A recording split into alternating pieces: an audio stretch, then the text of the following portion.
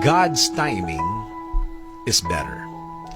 Alam mo, sa buhay natin, isa yan sa mga dapat nating mapag-aralan, lalo na sa ating relasyon sa Diyos.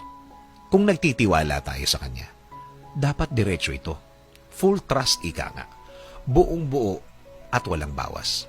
Hindi pwedeng may tiwala ka sa Kanya sa ibang bagay, pero sa iba, wala. O kaya, sa Kanya ang iba, yung iba sa iyo. Hindi ganun yun. At kahit kailan, hindi mag-work yun. Sa pagbigay mo sa Kanya ng problema mo, ibigay mo na ang lahat ng tiwala mo. Wala nang testing-testing dito. Dahil hindi mo naman alam talaga kung paano gagawin ng Diyos yun.